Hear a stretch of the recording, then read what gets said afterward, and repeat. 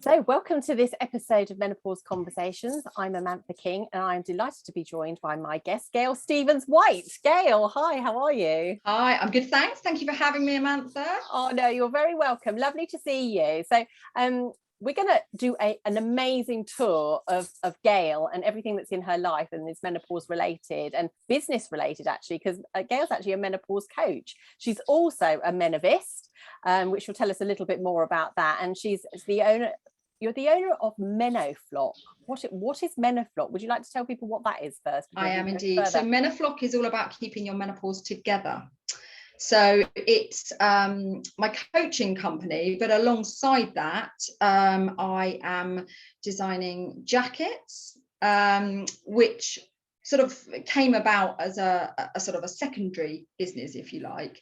But Menoflock is really about sort of I suppose the ethos behind it is birds of a feather flock together. And when I hit my perimenopause, my menopausal meltdown, as I look at it with fondness now, but I call it my menopausal meltdown because I literally, I had a meltdown because I didn't know what was happening to me. And because I felt so isolated around that, I didn't have anybody to talk to at the time.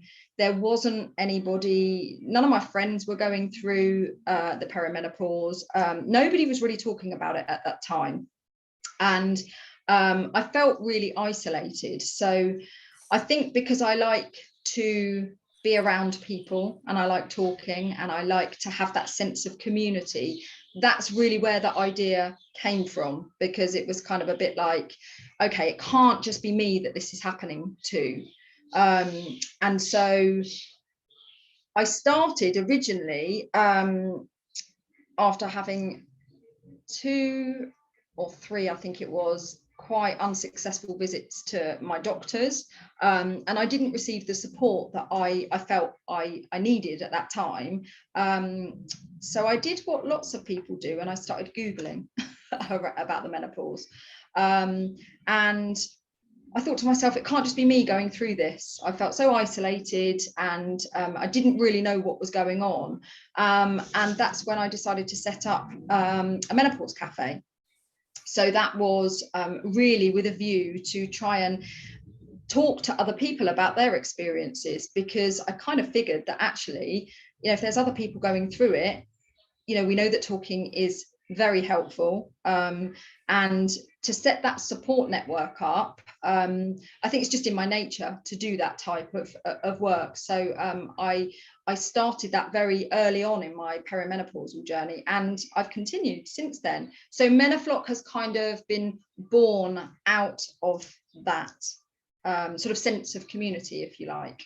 Yeah, it's so amazing. It's so amazing, because we were talking a little bit before we started recording, saying about, there is a concern generally that, the noise is getting louder about menopause, and equally the noise about HRT is getting louder. But we've got medical versus holistic, really, and a big part of the holistic is the conversations. You don't get afforded the luxury of a conversation that lasts as long as it takes you to drink a coffee and eat a piece of cake with your GP, if only. And you certainly don't get that regularity. So the conversation is a really, really big part of it. I mean, would you mind sort of talking people through, your own experience? You sort of talked to me before about in 2019 when you sort of noticed those perimenopause. I mean, what were the key symptoms that popped up for you during that time, Gail? So I think, thinking back, I think physically I noticed a change at the back end of 2018 when my periods started changing. They became much heavier, much more painful. But at that time, I didn't have any other symptoms to kind of link it together. So I just kind of thought, well, that's just, what we like as women. We often just kind of get on with it, don't we? And just think, okay, that's that. And then it was early 2019 and I really started struggling at work. So my cognitive ability to function was just completely compromised. So brain fog, memory loss. I felt extremely overwhelmed by, particularly at work. I was forgetful. My anxiety was through the roof. I'd never really suffered with anxiety or depression up until that point. I had a sense of sort of, well, very low mood, and just a sense of darkness, really, I suppose, alongside fatigue. I started getting migraines as well. That was another thing. And just this combination of just not feeling like I was able to cope anymore with my normal life. And it took me to a really dark place. It really did. And prior to that, I had been very confident, very competent, worked in education, alternative education with secondary students for a long time. I was a safeguarding officer. I was a school governor, spinning lots of plates. And all of a sudden, meltdown. I just couldn't cope any longer, and it hit me. It didn't creep up on me, it hit me like a juggernaut, literally. So that was a really difficult time back then in 2019. Yeah, I mean, it's just, and it resonates. I'm sure people watching, listening will either know this themselves or know someone who's experiencing this. And I think, again, that's a bit of a a sort of story we're told, that menopause sort of creeps up on you. Not always, and no. I think when it does come quite quickly, we think the worst, don't we? There's not a week that goes by that people don't tell me, I thought I had a brain tumor, or I thought I had Alzheimer's or early onset Alzheimer or dementia, and so it's really, really important. And so then the conversation, where did you go looking? So you sort of going to Google and stuff like that. I mean, how do you go from there to setting something up? What was it that fired up inside of you? It was my mum that suggested first that she thought that my symptoms might be connected to the menopause. Right. And my mum and I have a really close relationship, and we do talk about everything, but we didn't talk about the menopause. Really strange. Not because it's taboo, but I think my mum had a very different experience. But for her to have the foresight, Gail has changed in such a way, perhaps this could be linked. So I then went to the doctors, and I was very abruptly told that I couldn't possibly be menopausal because I was far too young. So I was 43 at the time, because he said the average age of menopause in this country is 51. So I left that appointment just really, I came home and cried because I think I wanted answers. And I said to my husband, this isn't what I thought he was going to say. He basically said he thought I was depressed and that I needed some time off work. So I went for a second opinion. I thought by going to a female doctor, I thought there may be some more empathy and maybe a little bit more understanding. But unfortunately, I was met with much the same. She wasn't convinced that my symptoms were due to perimenopause. And she said she thought it was stress related due to work, and that I needed some time off work, and suggested talking therapy, which actually was a very good idea at that time for me. Right. So the time off work I was really grateful for, because as I said before, I felt like I couldn't cope in that environment. So having that stress removed was one less thing to worry about, so that I could really kind of concentrate on what really is going on here. And then the talking therapy. And that same week, I went to see my practice nurse for my smear, and I just offloaded. I just told her everything, and told her that I was, really disappointed because I didn't feel like I'd had the support, from the GPs. And she was so lovely. She I think she was a real turning point for me, actually. She said to me, if you think you are perimenopausal and all the signs are pointing towards that, then treat yourself as such. They were her words. And it almost kind of gave me permission. I went home feeling so relieved, and I was thinking, well, I think I am, even though the doctors are saying I'm not. I think I am. And so therefore, I am going to do my own research. I'm going to be proactive, because by nature, I am a very proactive person, and I'm going to help myself. And along that journey of helping myself and researching, I thought I want to help other people as well. So it was really that conversation with that lovely nurse that gave me that permission, that then made me think, right, okay, I'm going to do something for myself and also for other people. And that's when I found the Menopause Cafe charity, which is a national charity started by a lovely lady called Rachel Weiss up in Perth in Scotland. And I found out all the information. The model is actually based on the Death Cafe. So it's a very similar concept. Basically, meet other people, sit around, drink tea, eat cake, and talk about menopause. which is brilliant. And I do like the ethos of it in that actually, you know, it's not as though someone stands at the front and or experts come in and eulogize about the latest thing in menopause. It's about, I mean, you tell us, how would an average session run? It's about creating those conversations. It's in my mind, it was about raising awareness and having that very informal space, safe space to share your own experiences, or listen to the experiences of others. There is no agenda. There is no,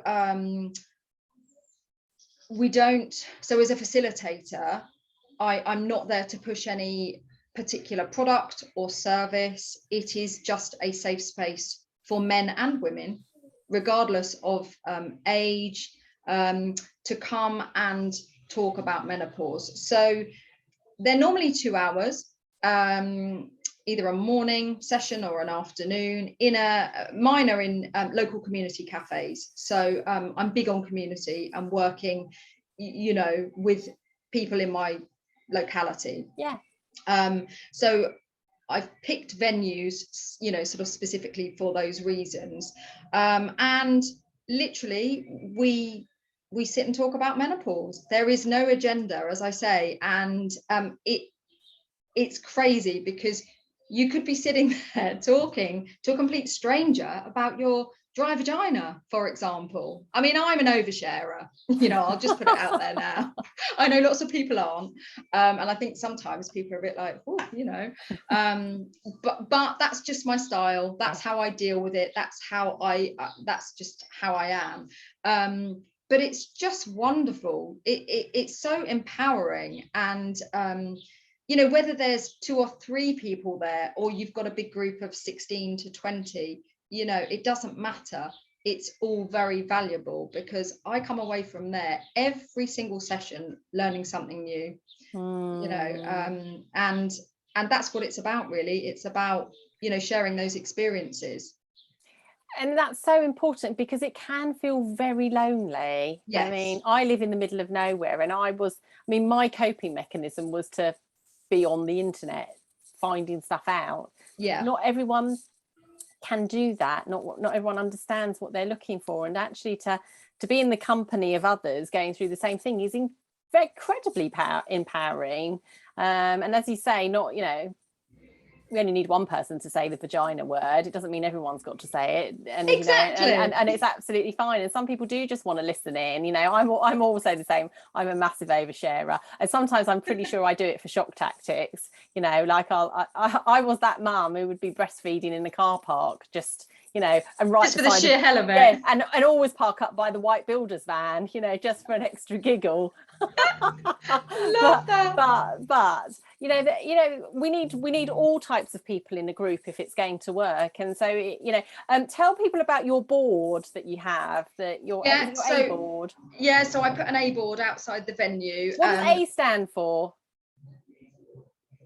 Oh, the shape of the board. Oh, right. Okay. The A board. Okay. Yeah. I wondered, okay, what am I missing here in menopause, in the menopause alphabet? It's literally just the shape of it. Brilliant. Love because it. It's like this. Yeah. So I have something quite nice and sensible on one side, like Menopause Cafe here today. And then on the other side, I decided to, a bit like yourself, Amantha, I thought, well, you know, it's not necessarily a shock tactic, but it definitely gets people talking, and it really, you know, it starts those conversations, which is what it's about. So I think, I write, dry vagina, ? No sex life, ?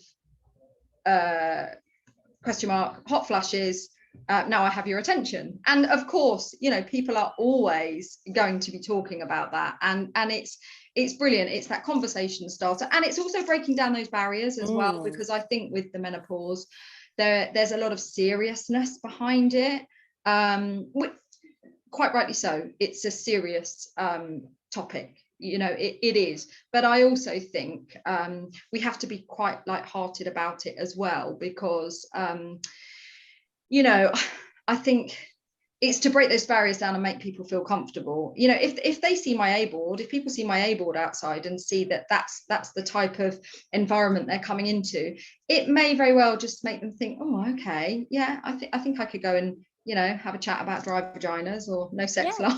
Yeah. And actually, even if they don't want to have those conversations, I'm prepared to have those conversations. Exactly. And you don't have to tell anyone why you're there, you know. You don't, do you? You know, no. you don't have to fill out any forms or stuff like that. It's you're not committed to every week, and it's as little or as much as you want. And absolutely. So it can be so I've got regular attendees. It can be dip in, dip out. You don't have to stay for the whole 2 hours if you just want to come for a little chat. But you know, the response that I've had from people that have attended has been really, really positive, even if they've just come the once. You know, and it might be that light bulb moment for them, or it might just be that relief. The last menopause cafe I did, in Farnham at Roost, I was setting up and I thought, oh, I'm a bit early, so I'll go and maybe do some leafleting, you know, outside. And I didn't even leave the cafe. I went over to this lady and said, oh, you know, did you know we're having a menopause? I'm holding a menopause cafe here today. Well, that was it. Half an hour, and this woman had literally shared her whole menopause journey with me. There were tears, there were laughter. It honestly, it was almost like she was meant to be there. Yes. You know, and so that for me, that was just wonderful, because she wasn't even intending on coming to the menopause cafe until I went and, you know, gave her this leaflet, explained what I did, and then it was almost kind of like she had permission to offload. And it was just, it was really, really powerful. And yeah, that was a lovely moment, actually. Yeah, very community spirited. And so the Menopause Cafe charity, what do they provide you with? You know, is this at little cost to you? I mean, for anyone who's watching this who's thinking, oh, I'd love to set up something in my own area, what can you tell people that might motivate them to take that next step?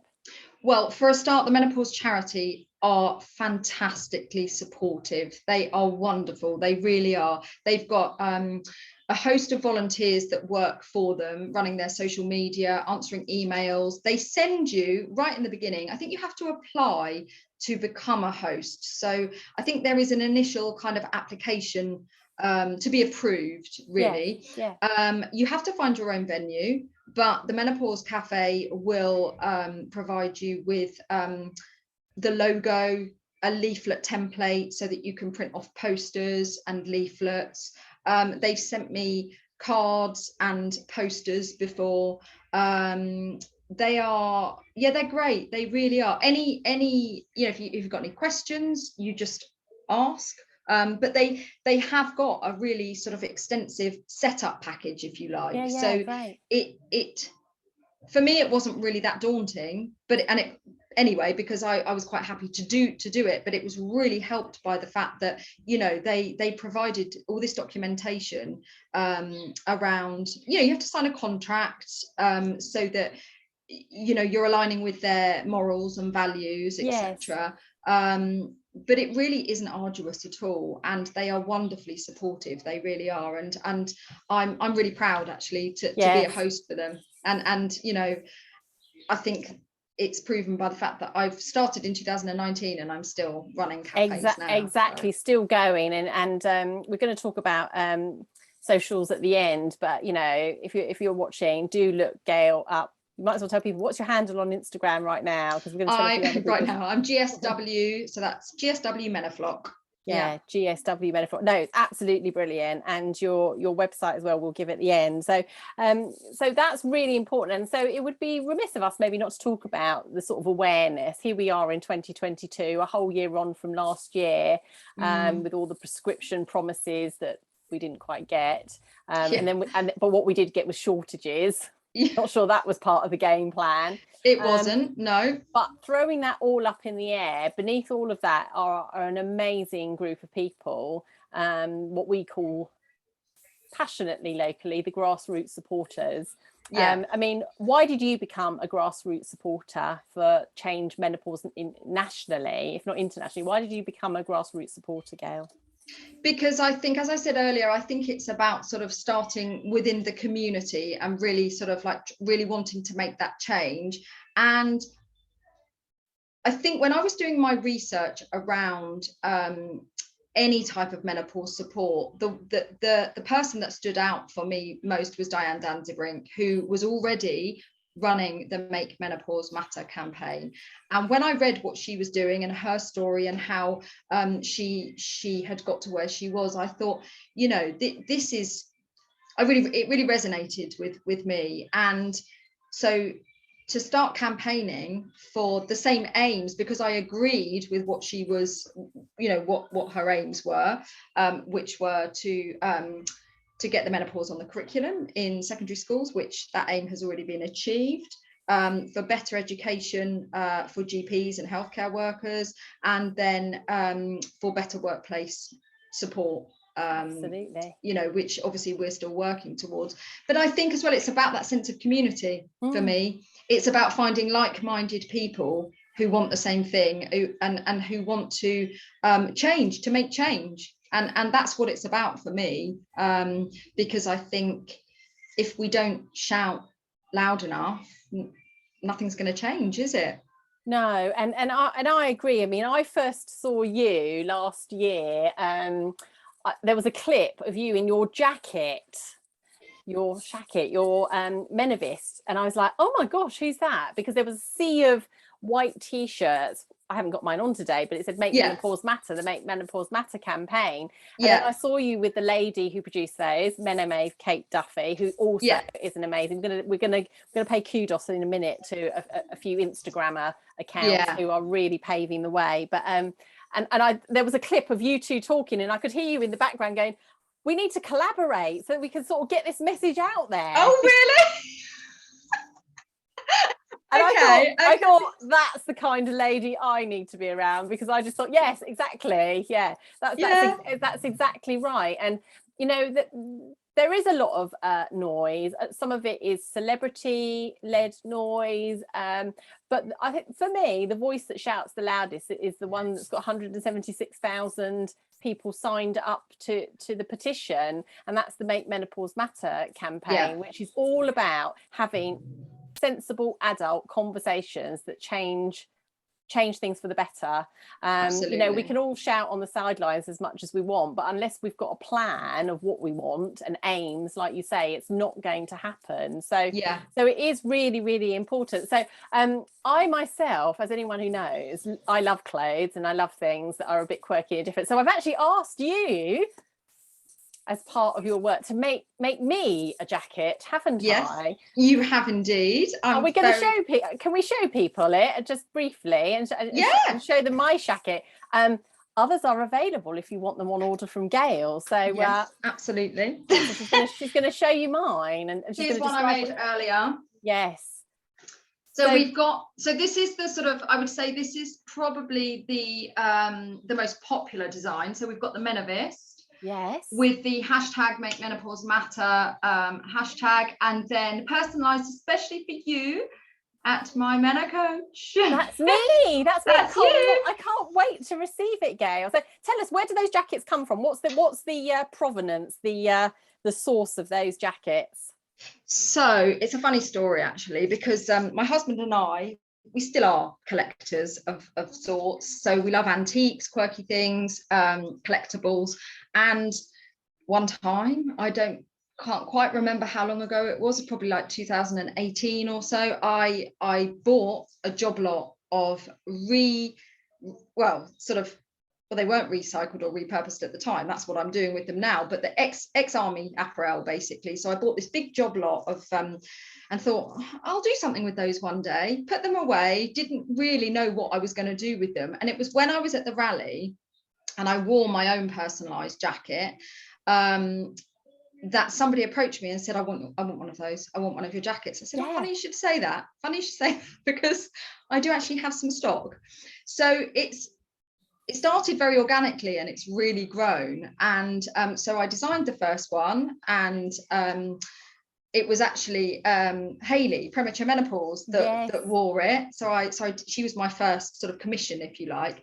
And then slowly other people sort of said, you know, I'd really like to have a Menovist jacket. I mean, I'm a self-confessed Menovist, you know, menopause activist. I think that's where that came from.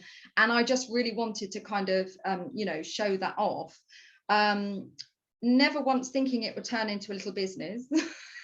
But it's just kind of snowballed, and as I say, it's grown organically, and you know, people are asking for their own commissions, and you know, so whether it's a website or if it's a podcast, if it's a specific kind of slogan that people want on their jackets, I'm kind of working my way through personalized commissions at the moment. And the thing is, I love recycling. I'm all about looking after the planet. Repurposing, so recycled, repurposed army apparel. So it's basically giving pre-loved garments, you know, a new lease of life, which is just, you know, that's what I'm all about. Yeah, so, I love it, and I think it's just so brilliant that you're doing that. It's funny, isn't it, how these things that we value in our lives suddenly all sort of come together, don't they? They're all drawn, and then you find out what your real purpose is, what you're here to do. I mean, yes. Yeah, I spend every day talking to clients about finding out what your purpose is, and aligning it with your values, which is. And I think what's important about it as well, and although it has grown organically, the fact that it's an army jacket, and you know, we're menopause warriors, we're fighting for something, that in itself is something that I'm really proud of, because actually what we are doing and what I'm creating is a sense of community, and we're all supporting each other. Definitely. You know, and that's definitely. There's a love. There is a love and a respect, I certainly feel. I can't wait for you to get yours, Amanda. I know. Well, you'll see it all over social media, darling. It'll be everywhere. Brilliant. There she is. I mean, honestly, where I live in North Devon, sleepy little North Devon, they won't know what's going to hit them. But I don't care because I like to create that change. So yes. I will wear mine with pride, and I will definitely send you a photo. Oh, fantastic. But it is a great sense of community, and when we sort of put that in that juxtaposition of how alone you can feel during the menopause. I mean, certainly, what's your thoughts about changing the narrative of menopause? I mean, I know we need to talk about the things like, you know, we need to talk about how you know, 1 in 4 women has a horrific time. I am that 1 in 4 women, but what about the 3 other women who maybe aren't having as terrible a time? You know, do we need to do a little bit more to leave people thinking it's not something I need to dread, it's going to be okay in the main, and if it's not, I know where I need to go? I mean, do we need to be a bit more positive, do you think, in parts about this? I think there is that element of scaremongering, because I think there are some horror stories, quite rightly so. There are. I'm you know, one of those 1 in 4 women, and I'm one of those 1 in 10 women that left my career because of it. So I am a statistic, but this is not everybody's story. This is not everyone's journey, and some people can navigate their menopause journey, you know, in a much more positive way. I think we do have to be quite careful around how we talk about the menopause, and also for the next generation of young people, you know, coming up as well, so that it's not something to be feared. But equally, I think we need to talk more about different types of menopause. Definitely. That it's not just you know, it doesn't just happen to women, as my GP said to me, around the age of 51. You know, it's about changing the face of menopause, thinking about early menopause, premature menopause, surgical menopause. I think, you know, the spectrum is so vast. We've got a big job on our hands, I think. Definitely. And it doesn't, you know, whenever I'm in a corporate setting, I'm always saying, listen, don't get too comfortable talking just about menopause, because I've got a sneaky feeling that, in fact, I'm really hoping it's going to be more broad, women's health generally. You know, women's health generally. So maybe now would be a really good time. We both said that we know how passionate we are individually, and we wanted to do this, guests, but we also wanted to really sort of raise a toast, or non-alcoholic wine if you find, you know, that's your thing. But we wanted to raise a toast, alcoholic or otherwise, to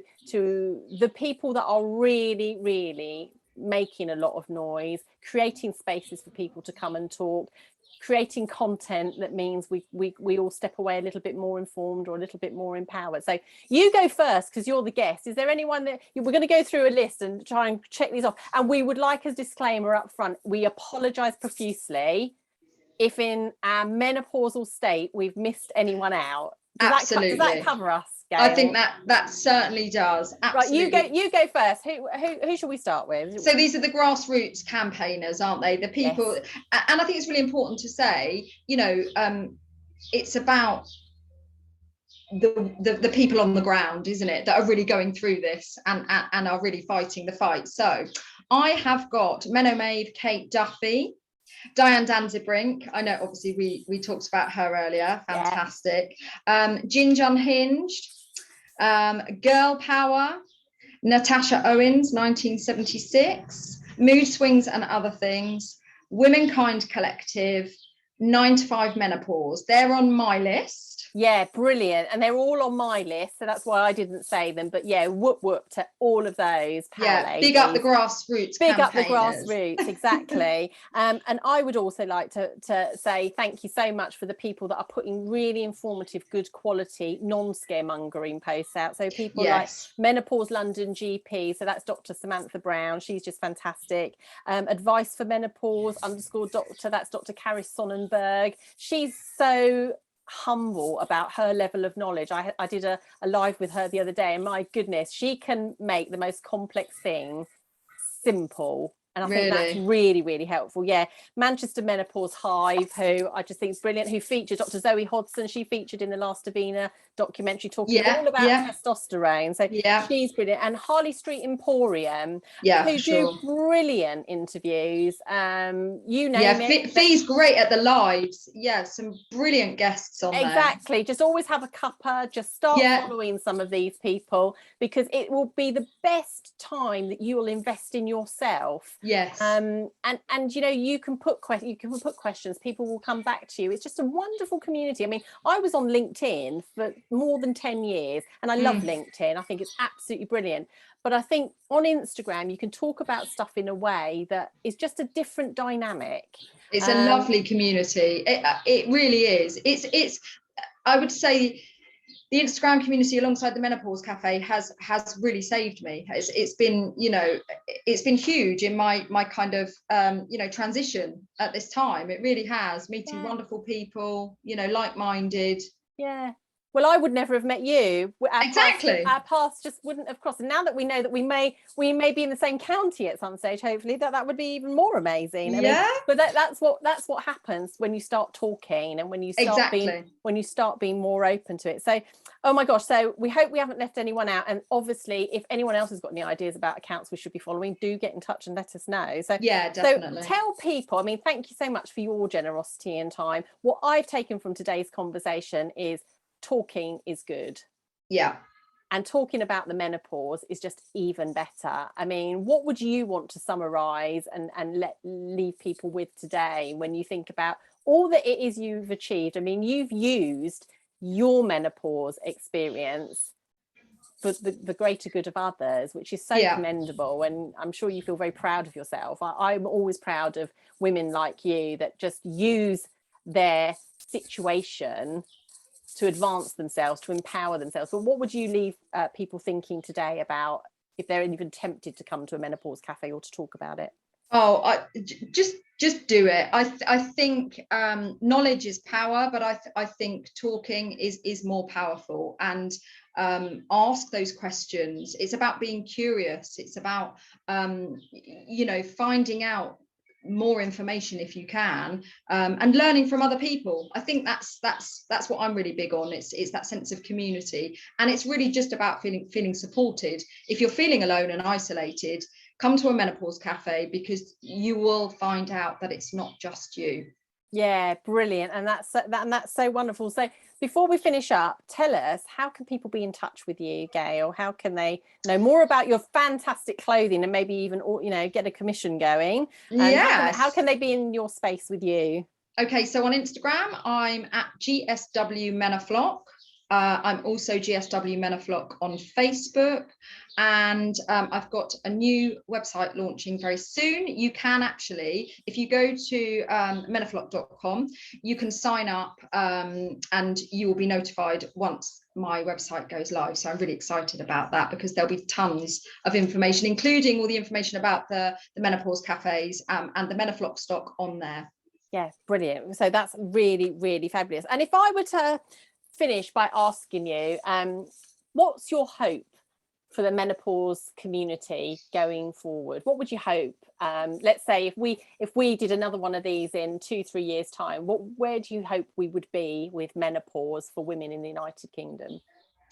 I would hope that the conversations around menopause would be normalized 100%, you know, within the women's community, men's community, young people. So talking about it would not be a taboo subject. I think that for me would be a massive win, definitely. Yeah. I don't think there's anything I could add to that. I would totally be joyous if that was the case. So for now, Gail, thank you so much for giving me your time. You're welcome. Thank you so much for having me. Oh, you're welcome, and thanks so much for my jacket. Honestly, I'm like Christmas has come early. I love those colours as well. Those are all my colours. But thank you so much for today, and fantastic. Keep well, and we'll see you again. All right, thanks, Samantha. Take care. Bye. Okay, bye.